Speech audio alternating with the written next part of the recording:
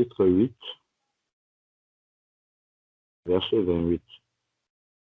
Romains, chapitre 8, verset 28. Nous savons du reste que toutes choses coopèrent ensemble au bien de ceux qui aiment Dieu. Amen. De ceux qui sont appelés à son dessein. Alléluia. Donc, nous avons cette conviction que Dieu va utiliser toutes les circonstances que la sœur Ingrid a pu traverser pour faire concourir toutes choses à son bien. Donc, il y a d'autres desseins qui n'étaient pas forcément dans l'intention de la sœur au moment où elle désirait cet enfant, mais que Dieu va accomplir par l'arrivée de cet enfant. Alléluia. Et dans nos vies, à nous tous, parfois Dieu permet que nous puissions passer par certaines circonstances, mais comme nous ne voyons pas aussi loin que Dieu, nous n'avons pas tous les éléments du plan de Dieu, donc parfois nos cœurs peuvent être dans l'inquiétude. Parfois, nos cœurs peuvent être dans le questionnement. Mais il n'y a pas de hasard dans la vie d'un enfant de Dieu. Alléluia. Parce que le Seigneur nous dit également dans Jean chapitre 10, verset 27, « Mes brebis entendent ma voix et elles me suivent. Amen. Elles ne périront jamais, je les tiens dans le creux de ma main. » C'est-à-dire que Alléluia. Le plan de nos vies repose dans le creux de la main du Seigneur. Et il n'y a pas de hasard. Il n'y a pas de hasard dans la vie d'un enfant de Dieu. Dès que tu te convertis, en fait, Dieu commence à dérouler son projet dans ta vie. Donc, c'est toi-même, c'est nous-mêmes qui pouvons retarder le projet de Dieu parce que soit on n'écoute pas ce que Dieu nous demande de faire et on ne le fait pas. Donc, ça peut retarder, mais le projet de nos vies est dans le creux de la main du Seigneur. Ce n'est plus le diable qui peut décider quelque chose dans nos vies. C'est vraiment Dieu qui a le contrôle de toutes choses. Donc, c'est là où je rejoins vraiment notre sœur Nadia qui disait tout à l'heure que quel que soit le nombre de semaines, même si c'était juste une grossesse de 1 jour, si c'est Dieu qui a posé sa main là-dessus, vraiment l'homme ne pourra rien faire parce qu'il dit qu'il ouvre une porte. Personne ne pourra fermer cette porte-là. Alléluia. Personne ne pourra l'ouvrir. Donc, dès que c'est la main de Dieu qui est posée là, la main de l'homme ne peut plus rien faire. La décision de l'homme ne peut plus rien faire. La sagesse de l'homme ne peut plus intervenir. Donc, toutes choses concourent ensemble au bien de ceux qui aiment Dieu. Je bénis le nom du Seigneur pour tout ce qu'il a appris à notre sœur au travers de cette expérience-là, et qu'il va encore lui apprendre. Je bénis le nom du Seigneur pour tout ce qu'il a enseigné à l'Église, pour tout ce qu'il a apporté vraiment au travers vraiment de l'épreuve par laquelle notre sœur est passée, la patience que le Seigneur a déposée dans sa vie, dans son cœur, le fait de demeurer dans la présence de Dieu, chercher la face de Dieu, tous les combats même dans la famille que la sœur a dû mener, cela a même encore amené à ce que l'Église intercède pour sa famille, puisse prier pour le salut des âmes dans sa famille. Tout cela, ça fait partie du bien de ceux qui aiment Dieu. C'est même les personnes qui ont fait du mal à la sœur. Il y a eu un travail de pardon derrière où la sœur s'est déplacée même jusqu'au pays pour aller demander pardon à des personnes. C'est pour ça que je dis vraiment que lorsque l'on regarde les plans du Seigneur sont extraordinaires. C'est-à-dire qu'on peut juste regarder l'enfant, mais derrière ça, avant d'arriver à la grossesse, Dieu a travaillé énormément et c'est puissant. Et il va continuer encore à travailler puissamment. Dieu va sauver des âmes. Dieu va parler à des personnes au travers vraiment de ce qu'il est en train d'accomplir dans la vie de notre sœur et de nos vies à tous. Donc là, on prend appui sur le témoignage de notre sœur, mais ça, vraiment, c'est quelque chose de général dans l'expérience qu'un enfant de Dieu peut avoir dans sa marche avec Jésus-Christ. Donc, soyons-en sûrs, il n'y a plus de hasard dans nos vies. Parfois, on se pose souvent beaucoup de questions. Pourquoi ci, pourquoi ça? Ah, Seigneur, l'échéance arrive déjà. On est impatient, on est inquiet, ainsi de suite.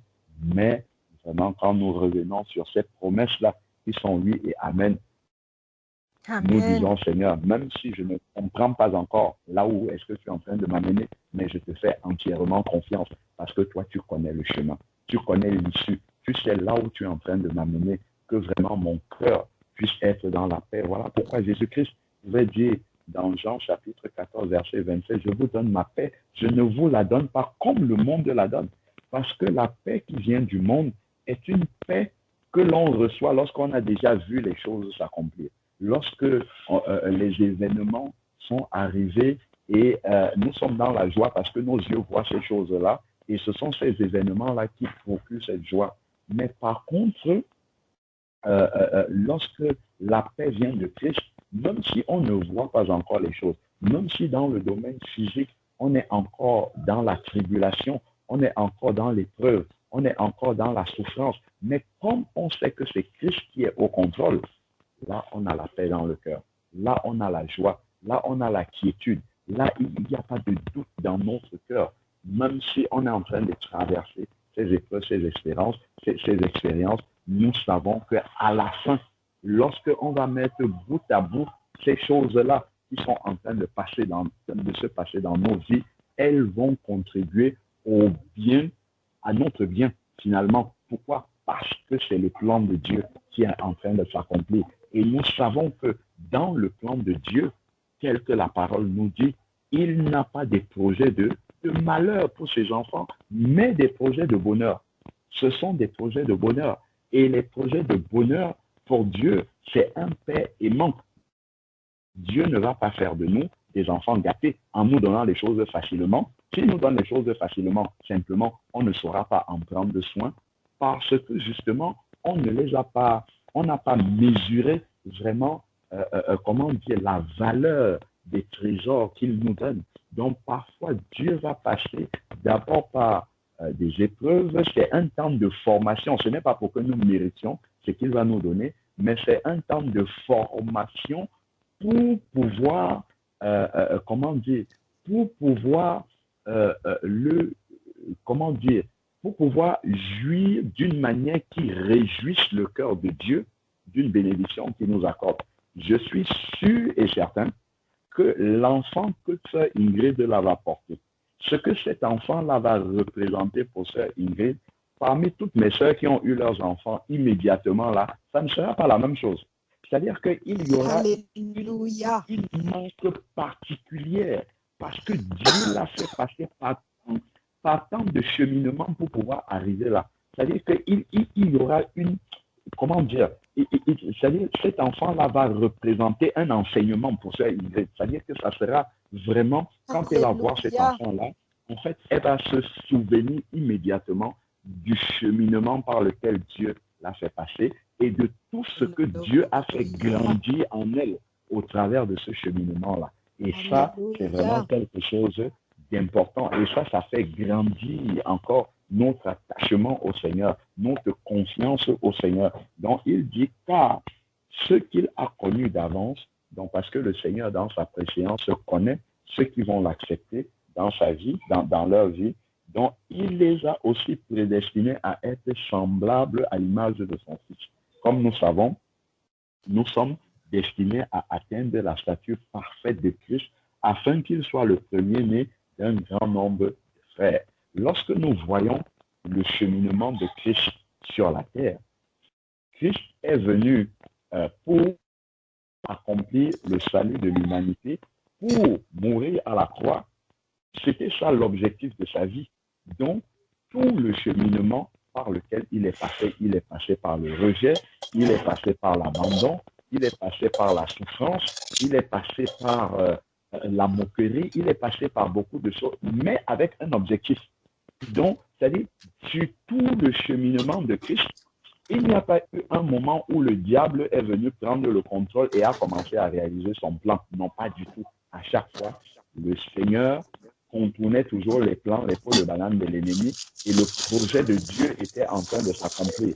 On nous dit, afin que Christ soit le premier-né d'un grand nombre de frères, dont notre vie sera aussi comme celle de Christ. Elle est appelée à être comme celle de Christ, malgré les tribulations, malgré ce qu'il y a, l'objectif final, Seigneur, qui est un projet, doit aboutir, doit s'accomplir. Pour Christ, c'était l'œuvre de la croix. Pour nous également, les projets de Dieu dans nos vies doivent s'accomplir. Et sachons aussi que, comme Christ, le projet final aussi de Dieu, c'est que notre chair meure complètement à la croix et que nous puissions ressusciter à une vie nouvelle pour pouvoir vivre vraiment totalement en nouveauté de vie, en mettant toute notre espérance en le Seigneur, parce que ses promesses sont oui et amen. Donc, Amen. et ceux qu'il a Alléluia. prédestinés, nous sommes au verset 30, Romains 8, verset 30, et ceux qu'il a prédestinés, il les a aussi appelés. Et ceux qu'il a appelés, il les a aussi justifiés. Donc, il nous a rendus justes pour que nous puissions tenir dans la présence de Dieu, parce que celui qui n'est pas juste ne peut pas demeurer dans la présence de Dieu. Mais nous ne pouvons pas nous tenir dans sa présence par notre propre justice. C'est une justice que Dieu nous accorde par le sang de Jésus qui a purifié nos péchés, qui nous a justifiés. Et bien maintenant, nous pouvons invoquer le nom du Seigneur en vérité et nos prières sont accueillies dans le ciel. Ça encore, ce sont des promesses qui sont réalisées, qui doivent nous encourager dans notre marche, quelles que soient les difficultés par lesquelles nous pouvons passer. Il les a aussi glorifiés. Alors, verset 31, que dirons-nous donc à ce sujet? Si Dieu est pour nous, qui sera contre nous? Quand nous connaissons l'histoire par laquelle notre sœur Ingrid est passée, vraiment ce verset-ci a tout son sens. Si Alléluia. Dieu est avec notre sœur, qui pourra être contre elle? La sœur a témoigné dans différentes réunions tout ce qui a été tramé dans sa famille depuis son enfance. Mais cette parole-ci, elle s'est accomplie et elle s'accomplira toujours dans la vie de notre sœur. Si Dieu est avec toi, qui pourra être contre toi? Les hommes peuvent dire ce qu'ils vont dire, mais au final, la promesse de Dieu pour ta vie, la volonté de Dieu pour ta vie est celle qui va toujours s'accomplir. La promesse de Dieu pour chacune de nos vies est toujours celle qui va s'accomplir. Il faut que nous puissions nous détacher des paroles des hommes. Les paroles des hommes n'ont aucune autorité dans notre vie. Ne mettons pas notre foi dans les paroles des hommes. Ne mettons pas notre foi. Si quelqu'un vient et te dit tu ne seras jamais rien, il vient, il te dit je ne sais pas moi, voilà. Il faut que nous puissions attacher notre foi à ce que Dieu a dit. C'est uniquement là-dedans que nous devons mettre notre foi, que ce soit les médecins en tant qu'hommes, que ce soit les gens de nos familles en tant qu'hommes, que ce soit je ne sais pas qui, tant que cela ne correspond pas à ce que Dieu lui dit et nous dans sa parole, ne mettons pas foi là-dedans. C'est pour ça que parfois beaucoup, on peut se décourager dans notre marche, on peut commencer à prendre un cheminement qui n'est pas celui que Dieu attend de nous, qui n'est même pas dans le projet de Dieu pour nous, parce que nous avons écouté une parole d'homme et nous avons mis notre foi là-dedans.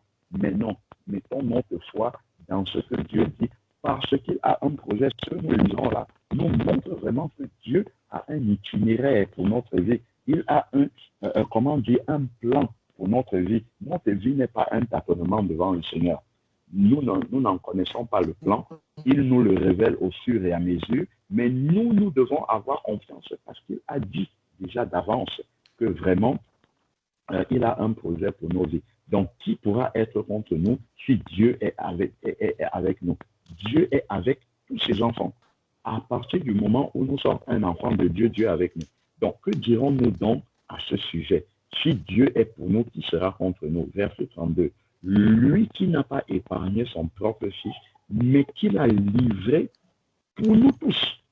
Comment Dieu pourrait-il livrer son fils pour nous tous et notre vie n'est pas, comment dire, est un malheur devant le Seigneur? Non, ce n'est pas possible. Dieu ne peut pas payer un prix aussi fort pour que nous ayons une vie malheureuse. Cela n'est pas possible. Nous ne parlons pas du bonheur selon les hommes qui vont estimer le bonheur à la richesse humaine, ainsi de suite. Non, nous parlons vraiment de la prospérité spirituelle, de vraiment l'attachement à Jésus-Christ, de vraiment la manière dont notre vie peut glorifier le Seigneur. C'est vraiment de cela qu'il s'agit ici. Donc, il a donné son Fils qui est le prix le plus élevé. En fait, Dieu ne pouvait pas donner quelque chose de plus cher que cela, parce qu'il a donné ce qu'il avait de plus cher. Il a donné le meilleur de ce qu'il avait de nos vies. Donc, nous imaginons bien que le projet de nos vies ne peut pas être un projet chaotique, pas du tout, loin de là. Dieu ne peut pas payer aussi cher pour avoir un résultat qui n'est pas conforme à cet amour initial que Dieu a manifesté pour nous, ses enfants. Donc, le plan qu'il a pour nos vies ne peut que refléter cet amour initial qu'il a eu en donnant son Fils en rançon pour nous. Donc, comment ne nous donnera-t-il pas, voilà, j'ai dit même sans avoir lu la suite, comment ne nous donnera-t-il pas aussi tout avec lui par grâce? Si déjà il a donné ce qu'il y a de plus important pour notre salut, à plus forte raison, le reste des domaines de notre vie ne pourront que aller dans le sens de manifester l'amour de Dieu pour nous au quotidien. Donc Dieu ne va pas voir les larmes de notre sœur toute sa vie et la laisser dans une stérilité des entrailles toute sa vie. Non, non. Il y a un moment où le Seigneur dit stop. Peu importe ce que les hommes ont fait, stop. Et maintenant, mon projet va s'accomplir. Et il en est de même dans chacune de nos vies, quel que soit ce qu'il y a dans nos vies. Donc, qu'il y ait des fardeaux dans ta vie. Lorsque tu es venu à Christ, il y a des montagnes qui sont dans ta vie dont tu n'en vois pas le bout, dont tu ne vois pas l'issue. Viens avec ces montagnes-là, pose ça au pied de la croix et dis, Seigneur, voici ces montagnes qui sont dans ma vie. Mes combats ne sont plus les miens, ils sont les tiens. Je dépose ça au pied de ta croix. Et maintenant, me voici disponible pour faire au Seigneur ta volonté. Dieu lui-même va s'occuper de cette montagne qui te paraissait infranchissable. Et toi, ton cœur et ta personne sont disponibles pour le travail du Seigneur. Quand tu vas te retourner vers cette montagne-là, un jour, tu verras que sans aucun effort, la montagne est abattue, elle est tombée, elle n'existe plus, parce que c'est le Seigneur lui-même qui s'en est occupé. Mais quand tous nos yeux sont rivés sur la montagne qui est devant nous, quand cette montagne-là devient un sujet de questionnement quotidien, permanent dans nos vies, cela nous cache même l'amour de Dieu. Cela nous voile sur le projet que Dieu a dans notre vie, nous voile sur la puissance que Dieu a, la capacité qu'il a de pouvoir renverser ces montagnes-là. Pourquoi? Parce que nos yeux sont simplement focalisés là-dessus et Satan agrandit cette montagne-là en nous mitraillant de mauvaises pensées pour nous montrer ce que Dieu n'a pas encore accompli dans nos vies. C'est comme ça que Satan appelle ça. Il agrandit ce que Dieu n'a pas encore accompli dans nos vies, alors que tel n'est pas le cas. Nous devons réaliser que même si nos yeux n'ont pas encore vu la manifestation de certaines choses dans nos vies, les promesses de Dieu pour nos vies sont oui et amen. C'est-à-dire que quand je lis une promesse de Dieu dans ma vie, je dois recevoir dans mon cœur que cette promesse-là est déjà accomplie. Pourquoi? Parce que je suis un enfant de Dieu. Et Dieu, il sait plus que quiconque. Il n'a pas besoin du conseil de quelqu'un pour savoir comment éduquer ses enfants, pour savoir comment donner des choses à ses enfants. Lorsque un papa, une maman est chez elle avec ses enfants, elle, normalement, a reçu de manière naturelle l'amour qu'elle doit manifester à ses enfants. Ce n'est pas le voisin qui va sonner le matin pour dire, écoute, voisine ou voisin, il faut que tu donnes le petit déjeuner à tes enfants. À midi, il faut que tu donnes à manger à tes enfants. Il faut que tu fasses les devoirs à tes enfants. Et il faudrait que tu laves les vêtements de tes enfants parce qu'ils sont sales. Ce n'est pas un voisin qui vient nous dire ça. Nous le faisons de manière spontanée et naturelle parce que nous aimons nos enfants. Si mauvais comme nous sommes, nous dit la parole de Dieu dans Luc chapitre 11. nous arrivons à donner ces bonnes choses-là à nos enfants, à plus forte raison, le Père céleste qui est rempli d'une sagesse infinie nous donnera-t-il les choses qui correspondent à ce qui est bon pour nous. Donc, une promesse peut ne pas encore être manifestée dans nos vies. Je dois garder cela dans mon cœur parce que Dieu l'accomplira selon son agenda au moment propice. Parce que moi, je peux croire que quelque chose doit m'être donné par le Seigneur aujourd'hui, alors que Dieu a un autre travail à faire qui est plus urgent, qui est prioritaire dans ma vie, avant de m'accorder cela. Parce que s'il me l'accorde avant, mon cœur qui est encore mal disposé, mon cœur qui n'est pas encore bien préparé, pourra devenir, comment dire, ce que le Seigneur va me donner deviendra une pierre d'achoppement pour ma croissance spirituelle, deviendra, comment dire, un sujet qui va peut-être m'éloigner de Dieu, un sujet qui va m'enorgueillir, un sujet qui va, comment dire, me conduire loin de la volonté de Dieu. Donc Dieu va prendre le temps de m'enseigner d'abord, va prendre le temps de préparer mon cœur afin que ces choses-là arrivent. Donc ce n'est pas que Dieu ne veut pas, ce n'est pas que Dieu ne peut pas, mais c'est simplement que Dieu estime que le temps n'est pas encore arrivé. Donc ces promesses-là, je dois les garder dans mon cœur comme étant oui et amen, c'est-à-dire réaliser. Ce n'est pas que lorsque mes yeux verront les choses accomplies que je vais dire, waouh, gloire à Dieu, Dieu l'a accompli, c'était accompli depuis longtemps. Le Seigneur nous dit dans Marc chapitre 11, verset 24, que ce que nous demandons dans la prière, croyons que nous l'avons obtenu et ensuite cela se manifestera. Nos yeux verront cela s'accomplir. Donc, il y a d'abord un travail de foi par rapport à la parole de Dieu, pas la parole des hommes, et ensuite, maintenant, vient la manifestation de la promesse du Seigneur. Donc ça, c'est vraiment important. Verset 34 maintenant. Dans verset 33, qui accusera les élus de Dieu? C'est Dieu qui justifie. Qui les condamnera? Jésus-Christ est celui qui est mort, bien plus qu'il est ressuscité et il est à la droite de Dieu. Il fait comment? Intercède pour nous. Parfois, nous oublions ces points-là, que le Seigneur est auprès du Père pour encore rappeler ces promesses-là dans la présence du Père, afin qu'elles nous soient accordées, dont nous devons bannir l'inquiétude de nos cœurs. Nous devons bannir toutes ces, comment dire, la grandeur que nous voyons des montagnes qui sont dans nos vies comme étant infranchissables. Non. Souvenons-nous de celui-là qui intercède pour nous. Qui nous séparera de l'amour de Christ? Qui est-ce qui va nous séparer de cet amour? Cet amour de Christ qui a commencé par le salut éternel qu'il nous a accordé, par nos vies qu'il a commencé à régler, à conformer au plan d'amour qu'il a pour nous. Qui va venir nous séparer de cet amour-là? Il ne faudrait donc pas que tout ce que nous allons citer après vienne occulter, vienne mettre, jeter un voile sur notre cœur, sur ce que Dieu a déjà fait. S'il a fait la chose la plus importante, regardons un peu comment nous étions. Si chacun de nous regarde un peu en arrière la vie qu'il avait, le comportement qu'il avait, les choses les plus abominables que chacun de nous a commises, toutes ces saletés qui étaient dans nos vies, que nous avons pu commettre, si Dieu, dans sa sainteté, a pu venir donner son Fils en rançon, mourir à la croix, nous donner sa perfection, effacer ces péchés qui étaient pires, plus sombres, plus lugubres, plus abjects que du cramoisi, comme nous dit Ésaïe chapitre 1, verset 18. Même si vos péchés sont comme le cramoisi, ils sont devenus blancs comme la neige.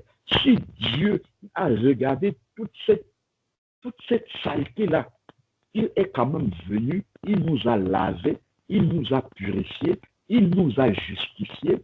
Imagine un peu, mon frère, ma soeur, toutes les paroles, tous les venins qui sont déjà sortis de ta bouche, ou qui sortent même encore.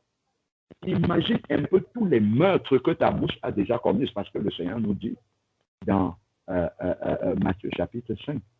Que si je dis raka à mon frère, je suis un meurtrier. Si je l'appelle insensé, c'est un meurtre que j'ai commis déjà devant Dieu. Imaginons tous les meurtres que nous commettons. Mais Dieu est venu nous prendre, il nous a lavés, il nous a purifiés, il nous a justifiés. Et cette bouche-là invoque le nom du grand roi. Imaginons un peu dans les cieux, lorsqu'on lit dans l'Apocalypse 5, les myriades, ce sont des milliards dans le ciel qui adorent déjà le Seigneur dans le ciel. Et Dieu accepte nos faibles voix, ces voix-là qui ont été souillées par tant de choses, ces voix qui se souillent encore par ce qui sort de nos bouches. Dieu les purifie et accepte dans sa présence que nous puissions le célébrer, que nous puissions le louer, que nos voix arrivent dans le ciel. Si Dieu a fait cela, qui est la chose la plus folle, la plus inimaginable, Dieu l'a fait. À plus forte raison, les petites montagnes de nos vies, que représentent ces petites montagnes-là? Que représentent les petits combats de nos vies au quotidien là, qui nous semblent tellement, quel que soit celui par qui un dossier doit être débloqué, une direction doit être prise, quelle que soit la montagne qui est dans ta vie, quel que soit ce qu'il y a, les enfants qui ne vont pas bien, qui sont têtus, je ne sais pas quel est le fardeau qu'il y a dans ta vie, dans la mienne. Mais lorsque nous regardons ce que Dieu a déjà fait pour notre salut, mais quelles sont toutes ces petites tribulations-là deviennent, on ne peut même pas les appeler montagnes. C'est tellement insignifiant. Et c'est ça que le diable ne veut pas que nous voyons. C'est ça. Il va nous voiler les yeux dessus et va provoquer la tristesse dans nos cœurs, va nous freiner dans l'ardeur, dans la prière, dans la louange, va infecter nos vies spirituelles à cause de cela. Mais Dieu veut que nous revenions et que nous réalisons par le plan qu'il a déjà accompli pour notre salut, de voir que le reste de nos vies, ce n'est rien du tout. Et donc, nous devons demeurer dans réaliser cet amour de Dieu. Si cela s'est déjà manifesté dans le salut, à plus forte raison dans les autres domaines de nos vies. Donc, tout ce qui va être cité là ne peut pas nous éloigner de l'amour de Dieu manifesté en Jésus-Christ, parce que nous avons déjà vu à quel point le Seigneur nous aime et l'a manifesté. Donc, nous sommes ici au verset 34. Qui les condamnera au verset 35? Qui nous séparera de l'amour de Christ? Est-ce la tribulation? Est-ce que parce que la tribulation va venir, les épreuves vont arriver dans nos vies, je vais commencer à confesser des paroles négatives dans ma vie? Est-ce que c'est ça que je dois faire? Commencer à confesser des paroles qui ne glorifient pas Dieu, des paroles de doute, des paroles négatives, des paroles comme si le Père m'avait oublié, comme si le Père ne sait plus qu'il a un enfant qu'il a appelé à lui, qu'il a appelé au salut. Non, je ne dois pas laisser ces paroles-là sortir. Je ne dois pas murmurer dans mon cœur. Je ne dois pas faire comme si Dieu était devenu un Père injuste. Même la manière, les paroles qui sortent de ma bouche dans la prière ne doivent pas être des paroles d'incrédulité ou des paroles qui remettent en question l'amour de Dieu pour moi ou la puissance, la capacité de Dieu à intervenir dans ma vie. Ça ne doit pas sortir de mes prières. Ça ne doit pas sortir de mes louanges. La tristesse que nous pouvons souvent manifester, une tristesse qui est liée à nos problèmes. Non. S'il y a une tristesse qui sort de notre cœur dans la présence de Dieu, ça doit être une tristesse parce que nous voyons que notre marche n'est pas conforme à la volonté de Dieu. Parce que lorsque nous regardons l'amour de Dieu pour nous et que nous regardons notre marche, lui, ça peut nous rendre tristes pour un moment, pour nous aider à nous relever et partir plus loin avec le Seigneur. Mais la Bible nous dit, soyez toujours joyeux. Qu'est-ce qui va provoquer notre joie? Ce ne sont pas les circonstances de notre vie, mais c'est de réaliser cet amour incommensurable, impensable, insaisissable pour la pensée humaine que Dieu a déjà manifesté dans nos vies, en nous sauvant. Il n'y a qu'à regarder tout le cheminement de notre vie et de voir ce que Dieu nous permet de faire maintenant en tant que ses enfants. Le louer, parler de lui, prier, intercéder, invoquer sa puissance afin que sa volonté soit faite sur la terre. Qui sommes-nous? Seigneur, nous disons, quand nous regardons par exemple les nouvelles à la télévision, nous regardons le G20 ou le G7 ou je ne sais pas, tous les organismes de décision du monde entier qui se réunissent pour prendre les grandes décisions sur la terre. Pour dire que bon, voilà, on va aller en Afrique, là-bas, on va faire ceci, le franc CFA va disparaître, la monnaie, je ne sais pas moi, l'euro sera plus fort que, je ne sais pas moi, que le dollar. Dans tel endroit, on va prendre telle décision.